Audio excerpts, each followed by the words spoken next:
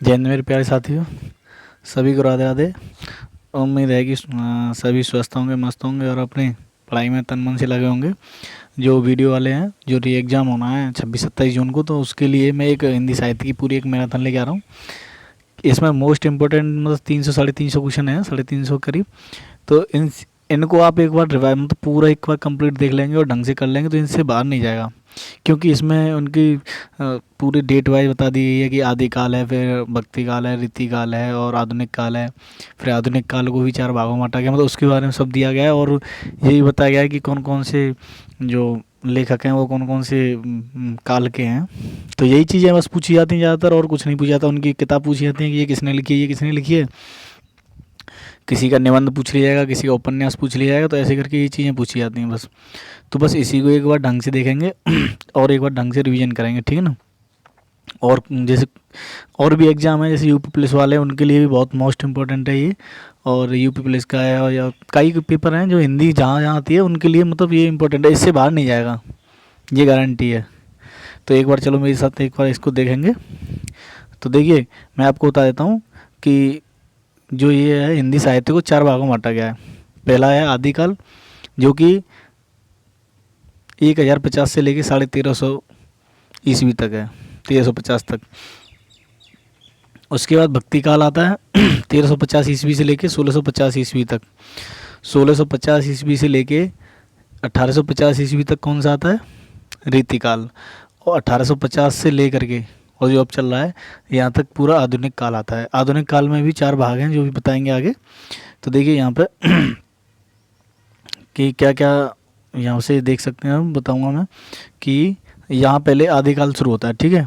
आदिकाल में देखिए कि पृथ्वीराज रासो किस काल की रचना है, पहला क्वेश्चन है ये।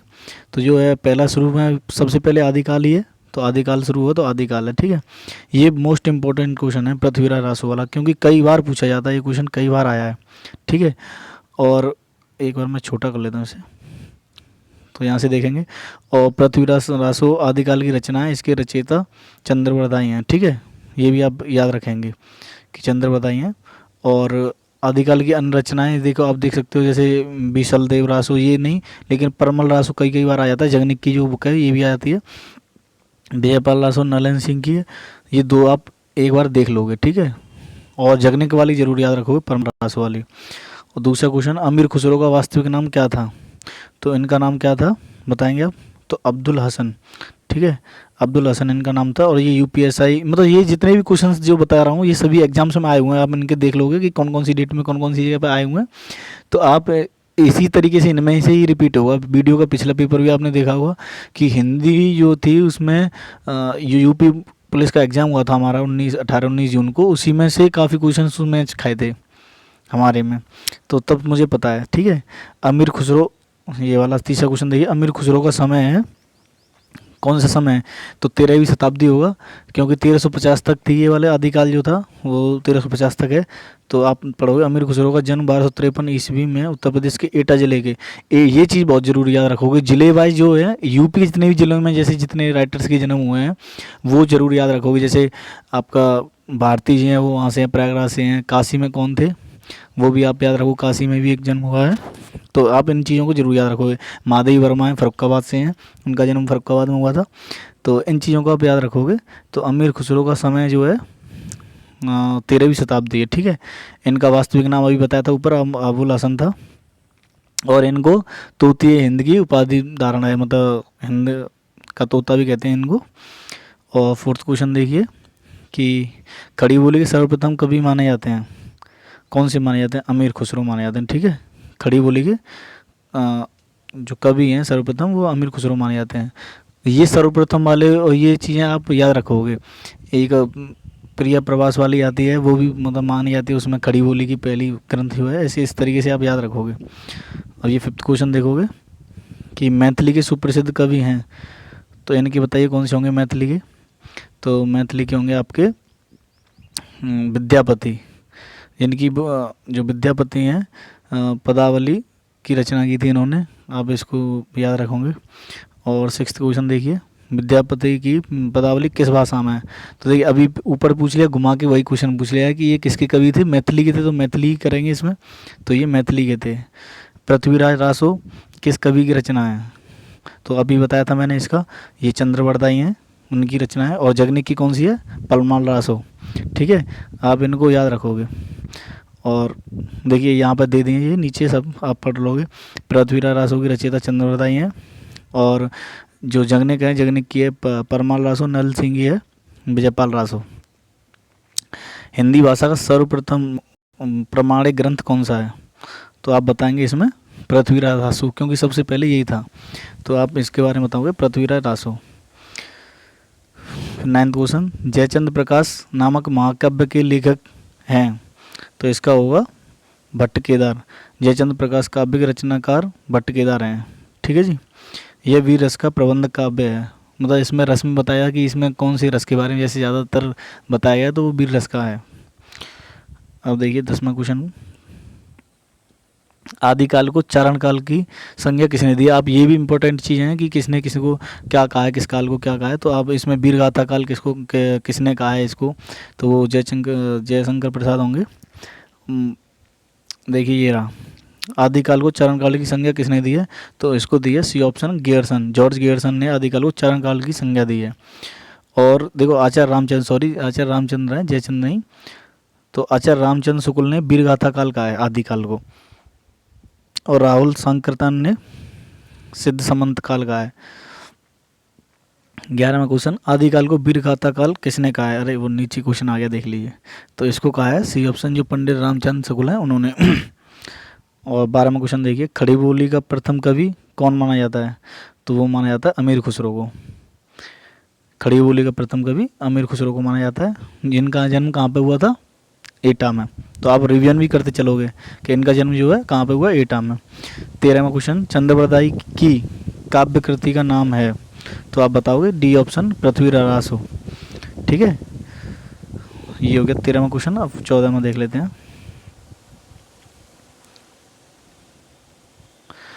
ये आ गया देखिए अब भक्ति काल। ठीक है, ये यहाँ तक आपका आदिकाल हो चुका है, जो कि कहाँ से कहाँ तक था? 1050 से लेके 1350 तक। अब ये कहाँ से कहाँ तक रहेगा? 1350 से लेके 1650, यानी 300 साल के पहले जो काल थे वो 300 साल के थे। तो इसमें देखिए प्रेम वाटिका में किसका वर्णन है? तो इसमें किसका वर्णन होगा प्रेम वाटिका में? देखो प्रेम की लीला जो सब कृष्ण राधा उन्हीं की चली थी। तो आप इसको देखते हुए बी ऑप्शन राधा कृष्ण की प्रेम लीला का, ठीक है, ये आप करोगे। अब आ जाता है 15 क्वेश्चन, पद्मावत के रचयिता का नाम बताइए। तो पद्मावत किसकी थी? मलिक मोहम्मद जायसी। ये मोस्ट इंपॉर्टेंट क्वेश्चन है, हर बार आता है ये क्वेश्चन। तो इसका ऑप्शन होगा डी ऑप्शन। पद्मावत मूवी के नाम से याद रख लीजिए, जो अलाउद्दीन खिलजी वाली अभी बनी थी। तो जो किसने बनाई थी? वो जायसी ने। ये याद रखो कि किसने बनाई थी? जायसी ने। बस इससे याद रहेगा आपको, ठीक है। और इनकी अन्य रचना भी अखरावट, आखिरी कलाम और करनामा, चित्रलेखा, कनावत, ये आप देख लो बस। लेकिन जो मोस्ट इम्पोर्टेंट है वो पद्मावती है, ठीक है। 16वां क्वेश्चन देखिए, कृष्ण भक्ति का प्रथम और प्रधान ग्रंथ है? तो इसका कौन सा होगा? गीता। क्योंकि आपने देखा हो कृष्ण भगवान की जितने भी उन्होंने जो भी वाक्य बोले हैं, वचन बोले हैं, या कोई भी बात बोली है, वो सब गीता में उन्होंने बताया है कि कोई भी चीज़ हो रही है, महाभारत हो रहा है, अर्जुन को बताया, कोई भी चीज़ बताई उन्होंने जीवनी से संबंधित जो भी बताई हैं वो सब गीता में बताई हैं। तो उनका प्रथम और प्रधान ग्रंथ कौन सा होगा? गीता होगा। ये ऑप्शन बिल्कुल सही है 16 में का। 17वां देखिए, रत्नावली दोहा संग्रह किसके द्वारा रचा गया है? तो ये रचा गया है, ये ऑप्शन रत्नावली। रत्नावली किसकी बीवी थी? ये तुलसीदास की बीवी थी, जिन्होंने तुलसीदास को एक शायरी या आप दोहा कह लीजिए, जो उनको बात खटक गई थी। उसके बाद तुलसीदास जी हुए फिर उन्होंने फिर अपने भक्ति में चले गए, और उन्होंने श्री रामचरितमानस और वो लिखी उन्होंने इसी वजह से। तो रत्नावली जो है उन्होंने ये लिखी है, रत्नावली दोहा संग्रह, ठीक है। इसकी रचना तुलसीदास के राम भक्ति प्रधान ग्रंथों से पृथक की गई है। अब देखिए 18वां क्वेश्चन, कबीरदास, तुलसीदास, सूरदास आदि कौन से काल के संत कवि हैं? देखो आ गया क्वेश्चन। मैंने आपको पहले बताया था कि आपको काल और कवि याद रखना है कि ये कौन से काल के कवि हैं। तो ये दास जितने भी हैं देख लीजिए, कबीरदास, तुलसीदास, सूरदास, ये तीनों भक्ति काल के हैं, ठीक है। इसमें कोई पूछेगा निरूढ़ भक्ति वाले कौन से हैं, इसमें भी कुछ क्वेश्चन ऐसे आते हैं, तो मैं वो भी बताऊंगा आपको। तो 18वें क्वेश्चन में देख लीजिए कि ये जो हैं वो भक्ति काल के, यानी बी ऑप्शन इनका बिल्कुल सही है। अब देख लीजिए ये वाले जो हैं देखो इसमें डेट कुछ और दे रखी है। ये देखिए आदिकाल के कौन कौन से हैं, स्वयंभू, चंद्रवरदाई, सरापा, भट्ट केदार, ये किसके हैं, आदिकाल के। जो मतलब हैं तो और भी, लेकिन जो मोस्ट इंपॉर्टेंट है वो बता रहे हैं कि ये आपको याद रखने ही रखने हैं। इनमें से क्वेश्चन इन्हीं में से घुमा फिरा के आते हैं। भक्ति काल के देख लीजिए, कबीरदास जिनकी बीजक, साखी, शबद रमैनी ये हैं। तुलसीदास जिनकी रामचरितमानस है, कविता है, गीतावली है। सूरदास, देखो सूरदास के आगे, सबके आगे सूर जो अधिकतर लगा रहेगा, तो सूर सागर है, सूरसावली है, साहित्य लहरी है, और मुल्ला दाऊद और कुतवन। तो ये जो है भक्ति काल के कुछ प्रमुख जो कवि हैं वो हैं। और रीतिकाल में कौन कौन से होंगे, बिहारी लाल हैं, भूषण हैं, घनानंद हैं, मतीराम हैं, चिंतामणि हैं। तो ये जो हैं रीतिकाल के हैं। और आधुनिक काल के देखो, आधुनिक काल को भी 4 भागों में बांटा गया है। तो मैं आगे बताऊँगा जब आधुनिक काल आ जाएगा तो उसमें भी पूछ लेता है कि छायावादी युग से कौन है, और आपका तो उनमें चारों में भी पूछ लेता है कि ये इसमें से कौन है, इसमें से कौन है। तो आप उसके बारे में बताऊँगा, ठीक है। तो इसमें जो मोस्ट इम्पोर्टेंट जो है वो भारतेंदु हरिश्चंद्र है, क्योंकि भारतेंदु युग में से ही पूछ लेता है, द्विवेदी युग में से ही पूछ लेता है कि इसमें से कौन है। तो आधुनिक काल को 4 भागों में बांटा गया, तो उसमें भी अलग अलग पूछ लेता है, तो मैं वो भी बताऊँगा। इसमें भारतेंदु हरिश्चंद्र हैं और जयशंकर प्रसाद हैं। और आपके अब आ गया जी 19वां क्वेश्चन, इनमें से कौन भक्तिकालीन कवि नहीं है। तो देखिए कबीरदास, सूरदास, तुलसीदास, तीनों दास तो रहेंगे। एक बिहारी जो है वो नहीं है। बिहारी किसके हैं, बिहारी बताइए, रीतिकाल के हैं, ठीक है जी। फिर आ जाइए 20वें क्वेश्चन पर।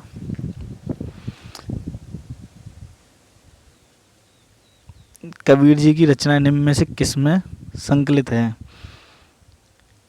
मृगावती, सूरसागर, पदावली, बीजक। तो मैंने अभी बताया था आपको कि बीजक, साखी, शबद रमैनी और बीजक, ठीक है।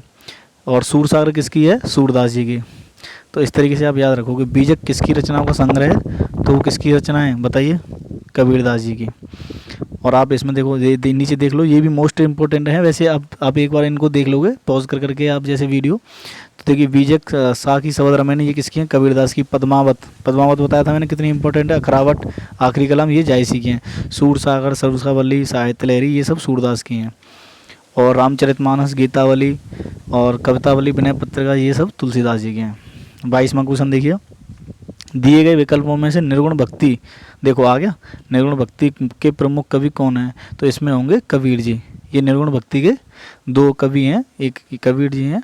तो मैं आपको बता देता हूँ, देखो ये रहे, बी ऑप्शन बिल्कुल सही है। कबीर निर्गुण भक्ति धारा के ऐसे कवि थे जिन्होंने संत होने के बाद भी पूर्णतः ग्रस्त जीवन का निर्वाह किया। इन्होंने जाति प्रथा, धार्मिक कर्मकांड, वाह आडंबर, मूर्ति पूजा, जप तप, अवतारवाद आदि का घोर विरोध करते हुए एक ईश्वर एवं निराकार ब्रह्म की उपासना को महत्व दिया। आप ये भी मोस्ट इम्पोर्टेंट है जो लाइनें मैंने पढ़ी है ना, क्योंकि इसमें ये पूछ लेता है कि कबीर जी ने किस किस चीज़ का विरोध किया था। जैसे मूर्ति पूजा है, धार्मिक कर्मकांड हैं, जाति प्रथा है, इनको उन्होंने मतलब इनके खिलाफ चले थे वो।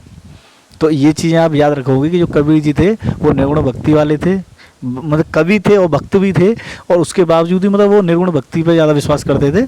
तो इन चीज़ों को आप बिल्कुल याद रखोगे, ठीक है।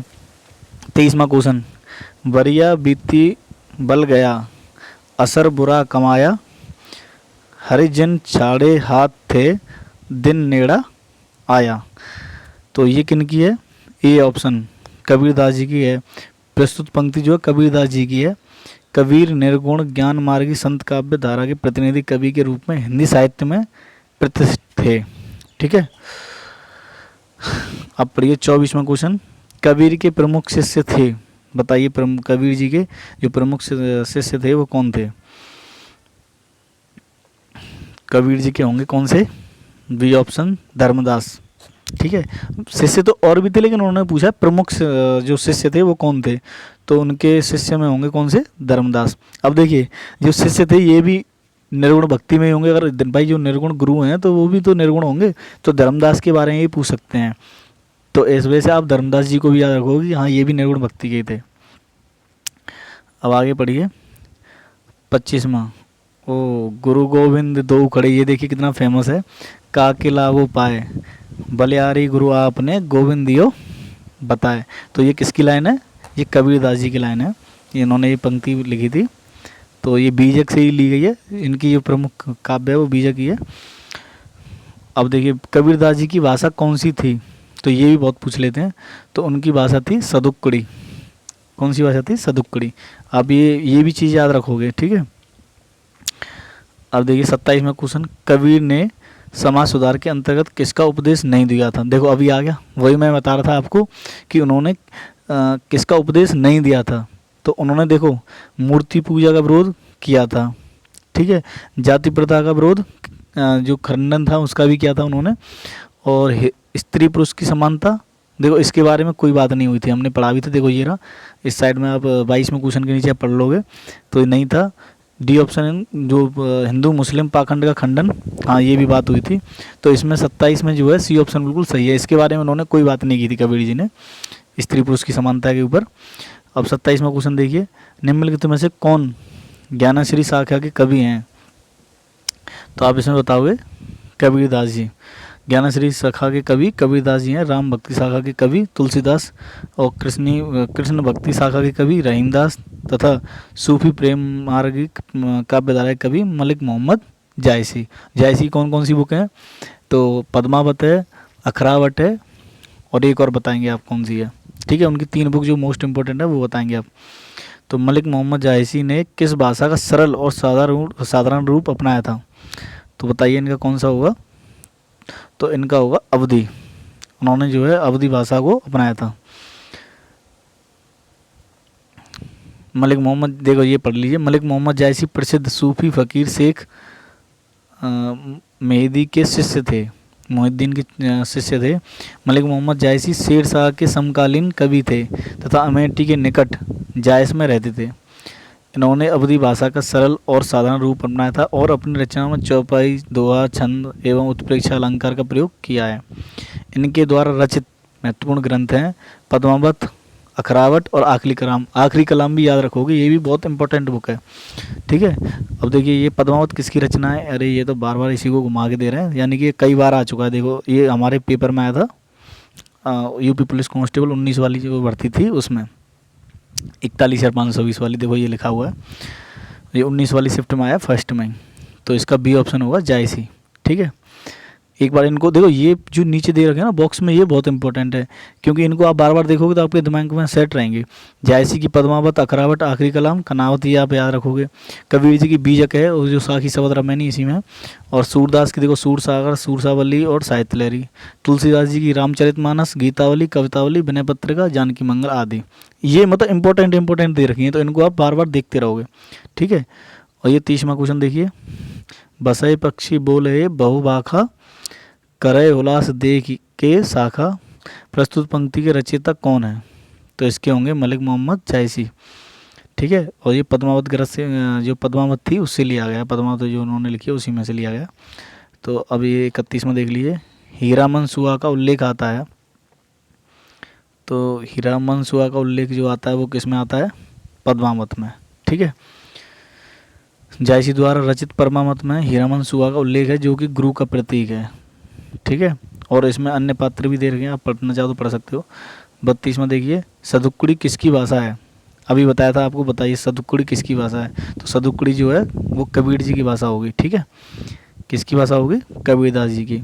और अवधी किसकी भाषा होगी? जल्दी से बताइए, तो आप बताओगे। और जायसी ने किस भाषा में रचना की थी? तो अभी मैंने पूछा था अवधी किसकी भाषा, देखो फिर से आ गया। तो जो जायसी हैं उन्होंने अवधी भाषा में लिखा था। और जायसी किस धारा, 34वां क्वेश्चन देखिए, जायसी किस धारा के कवि हैं? तो किस धारा के कवि हैं वो?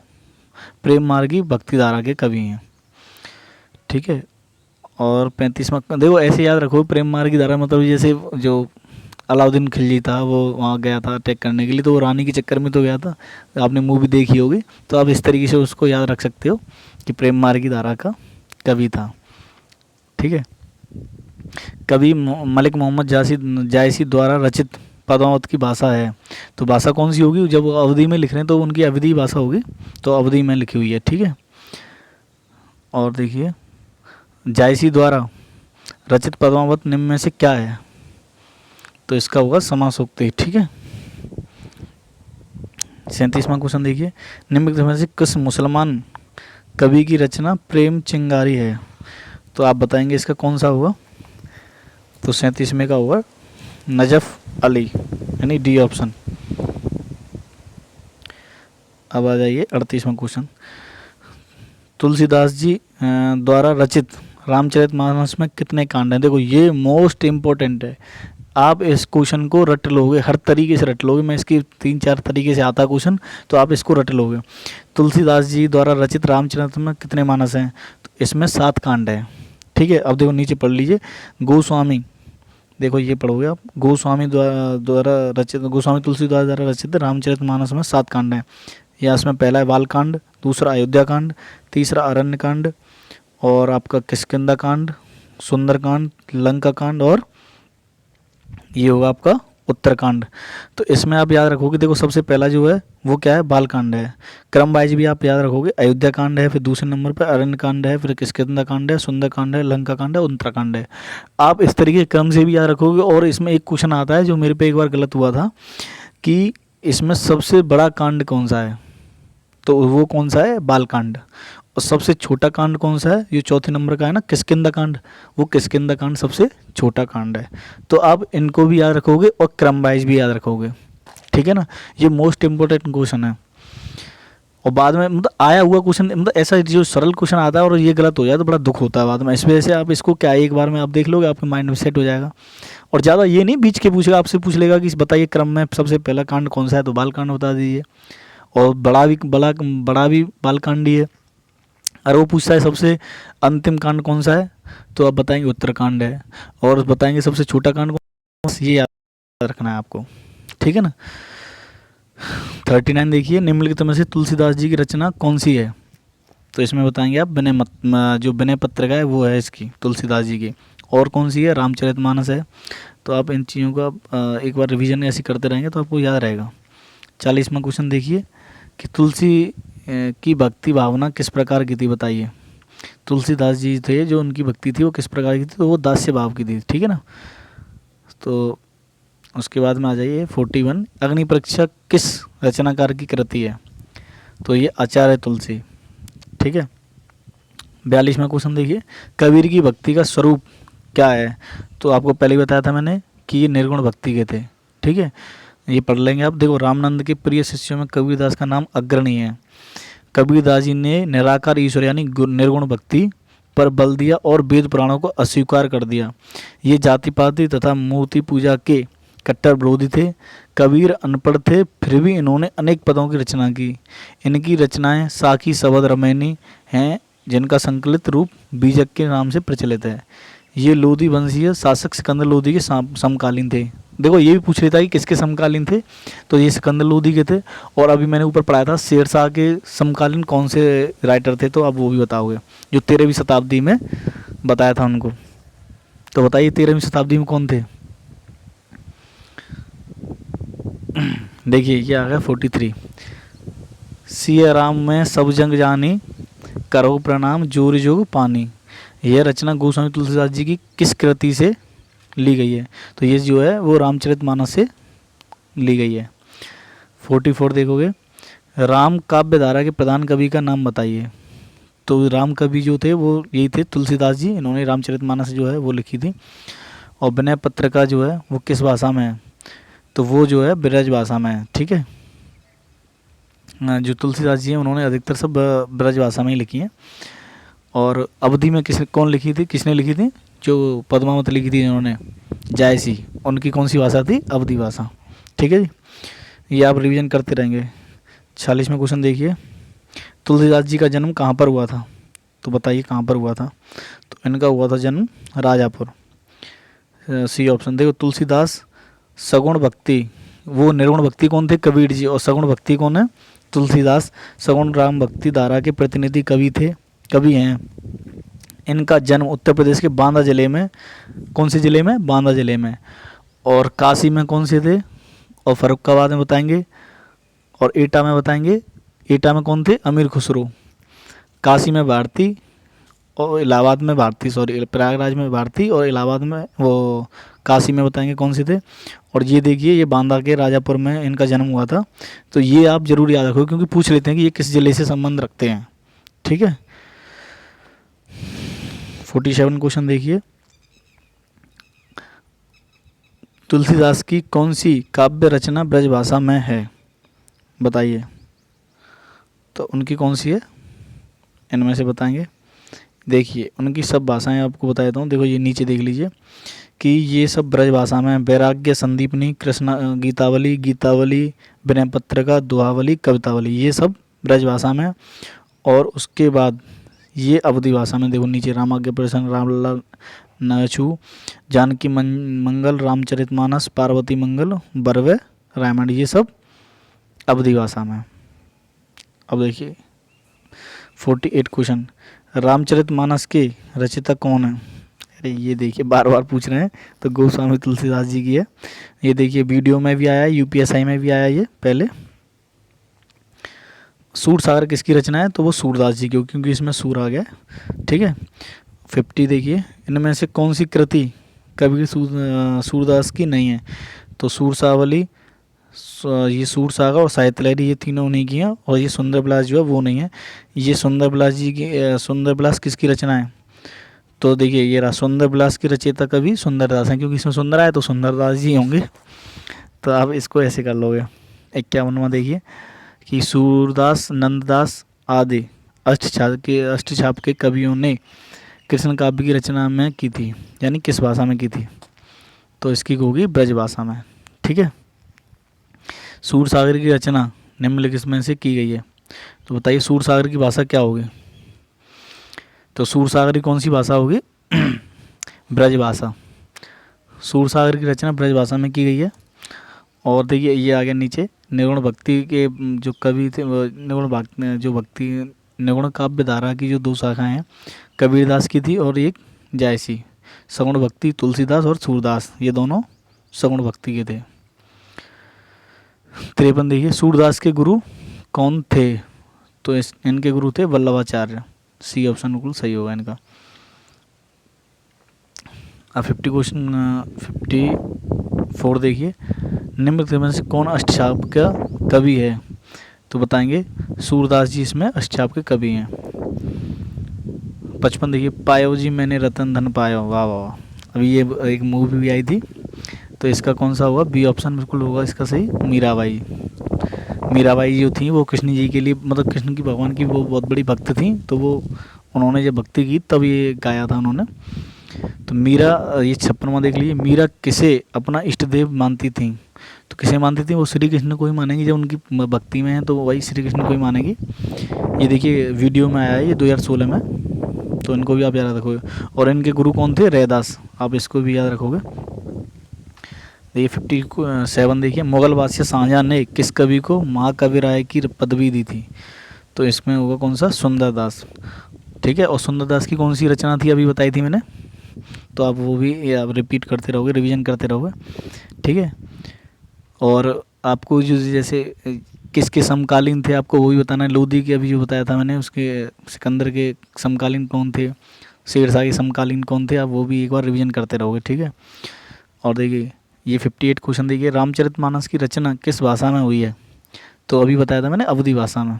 तुलसीदास की कुछ जो है वो अपनी अवधी भाषा में, कुछ ब्रज भाषा में, जैसे गीतावली है, कवितावली है, ये आपकी ब्रज भाषा में है। और रामचरित जो मानस है वो अवधी भाषा में। देखिए 59 और एक लाइन ये देख लीजिए आप, ये बहुत मोस्ट इम्पोर्टेंट है। यहाँ पे देखिए कि प्रियवास जो है, प्रियवास को खड़ी बोली हिंदी का प्रथम महाकाव्य माना जाता है, ठीक है। इसको आप जरूर देखते रहें, इसको जरूर याद रखेंगे। 59 चंदायन किस कवि की रचना है, तो ये मुल्ला दाऊद की है, ठीक है।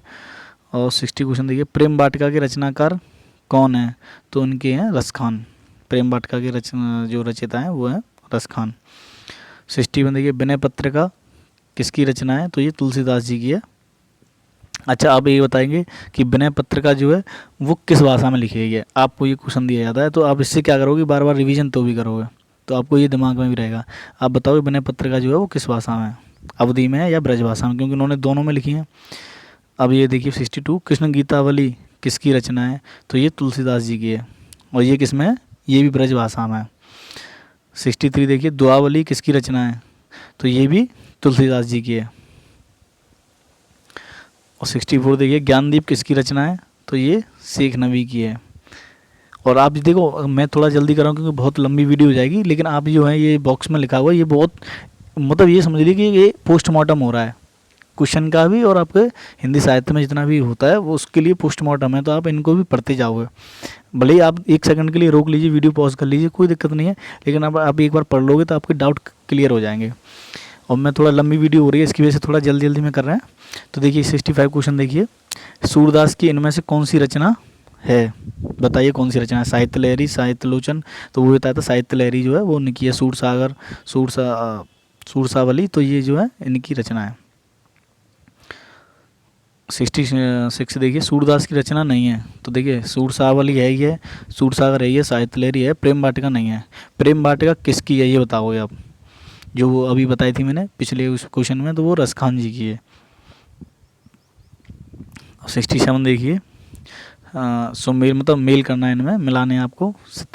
सत्यार्थ प्रकाश किसकी है, किसकी रचना है। और रामचरितमानस देखो तुलसीदास जी की है, सूरसागर जो है सूरदास जी की है, भक्तमाल जो है किसकी है। तो आप इस तरीके से देखो, आपको 2 तो याद होंगे ही होंगे, सूरसागर है तो वो किन की है, सूरदास जी की, यानी कि थर्ड का वी, तो इन दोनों ऑप्शन में है।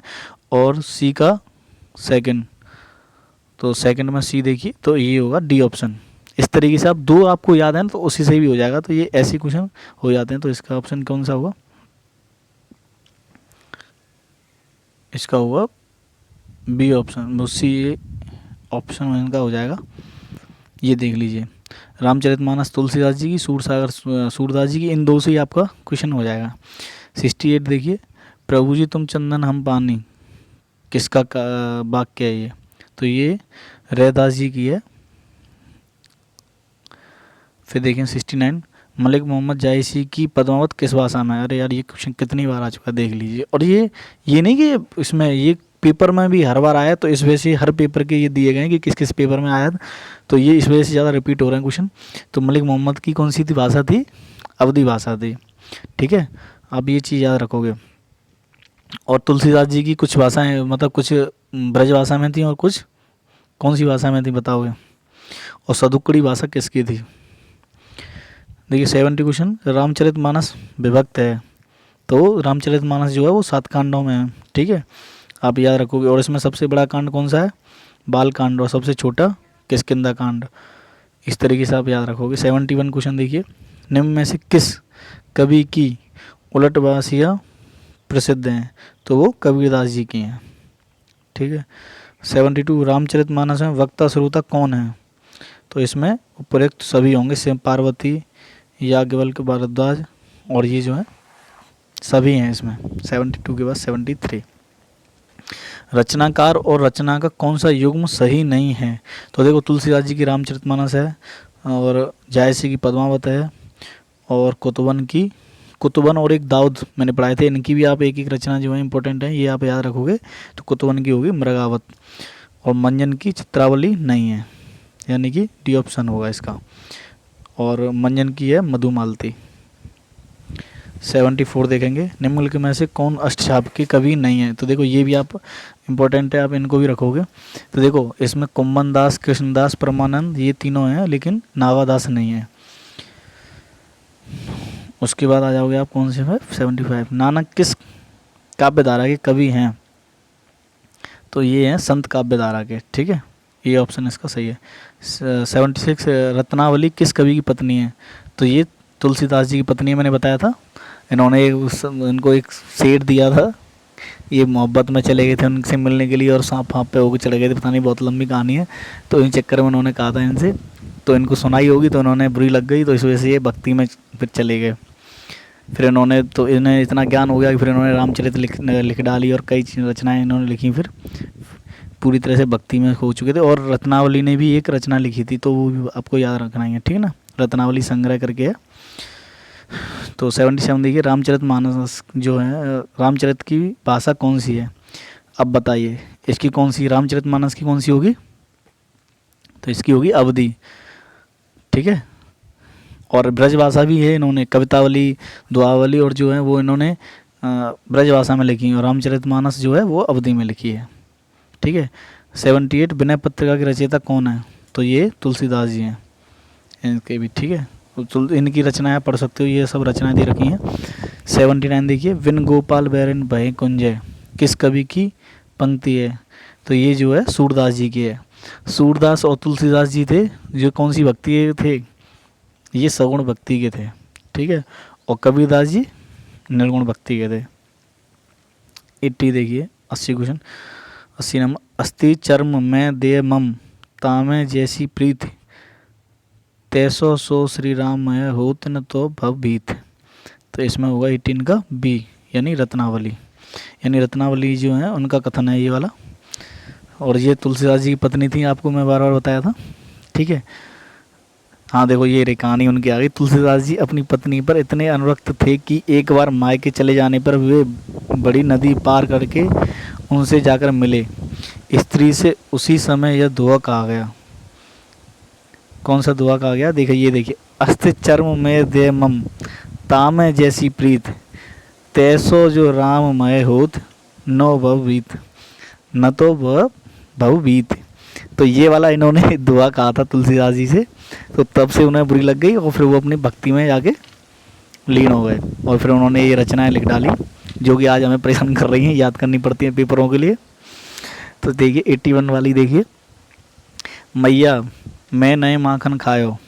तो ये किन की रचना है? ये सूरदास जी, क्योंकि सूरदास जी जो थे वो कृष्ण भक्ति के रचयिता थे, मतलब उनके रचनाकार थे। तो उन्होंने ये मैया वाला, जो मैया वर्ड आया, यानी कि कृष्ण भगवान जो हैं वो कह रहे हैं अपनी मैया से, मैं नई माखन खायो, ठीक है। तो अब इस तरीके से इसको याद रखोगे।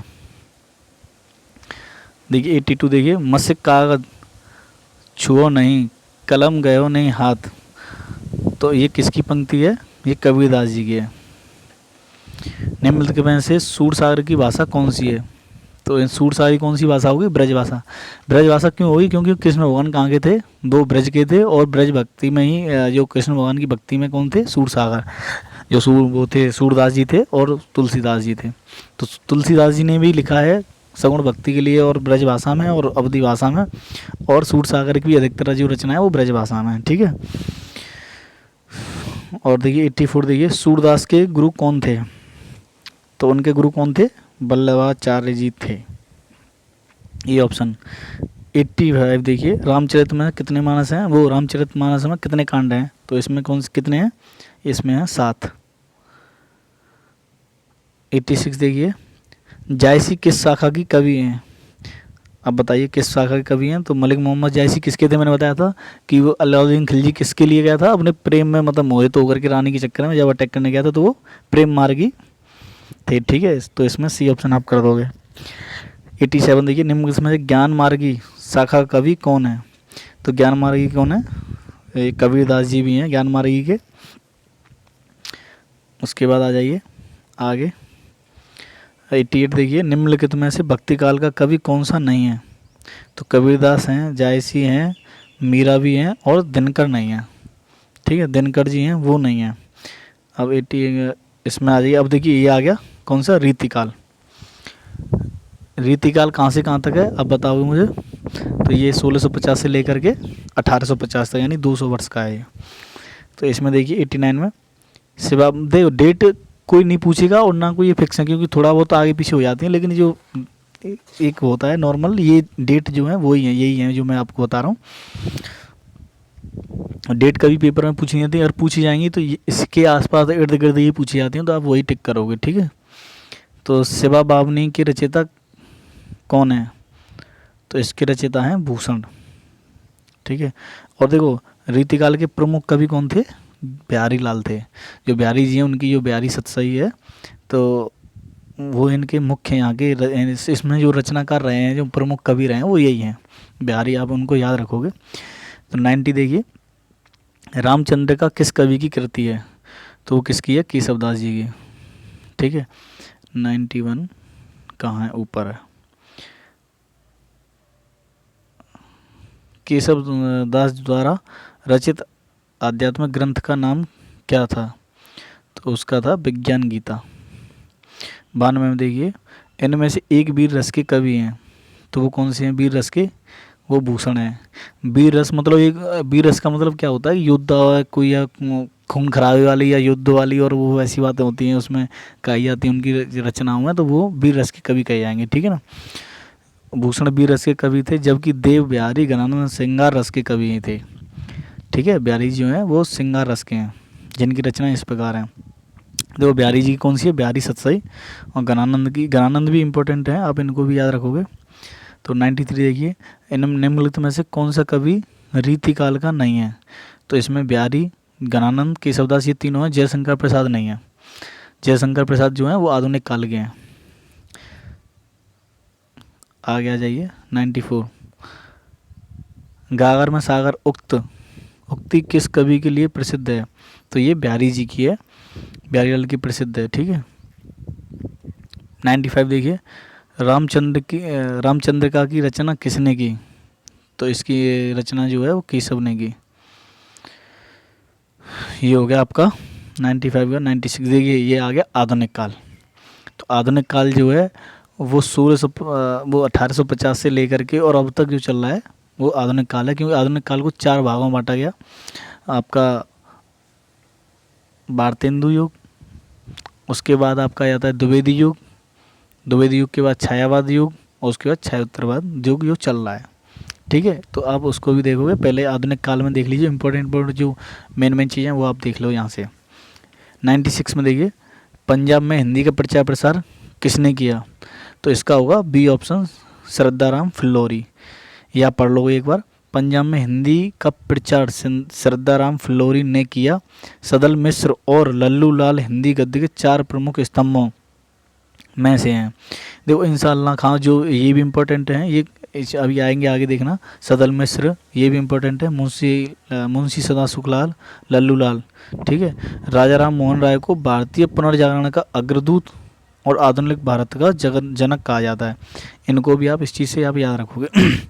97 देखिए, देखो जो इम्पोर्टेंट लगता है मैं आपको पढ़ा देता हूँ, लेकिन आपको सभी पढ़ने एक बार, तो आपके पास टाइम है तो आप एक बार रोक के वीडियो का आप सभी जो हैं ये बॉक्स हैं जो आप इनको ज़रूर पढ़ोगे। देखिए ये पढ़िए 97, 19वीं शताब्दी में हिंदी खड़ी बोली के विकास में किस साहित्यकार ने महत्वपूर्ण भूमिका निभाई। तो देखिए ये आ गया सदल मिश्र। देखिए ये पढ़ लीजिए एक बार, ये मुझे इम्पोर्टेंट लग रहा है। 19वीं सदी में हिंदी के विकास में सदल मिश्र की महत्वपूर्ण भूमिका रही है।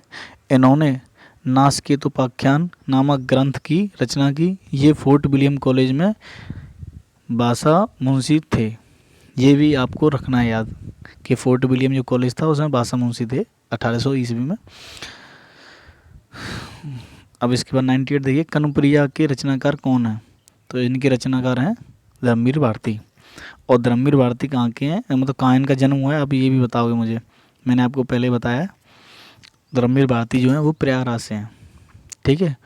और एटा से कौन है, अमीर खुसरो। और बांदा से कौन थे, अभी मुझे बताओगे, जो राजापुर के थे जहाँ उनको जन्म हुआ था। तो ये आपको याद रखना रिवीजन कर करके, या आप एक ऐसा जैसे बार बार नहीं आप वीडियो को ऊपर नीचे कर पा रहे तो आप एक पेज में छोटा सा लिख लीजिए, क्योंकि ये 4-5 जिले हैं यहाँ से ये अटैच थे, जो राजा वो जो कवि थे जो जिनका जन्म हुआ था, तो आप उनको बार बार रिवीजन करते रहें, क्योंकि ये आ जाता है कई बार कि ये किस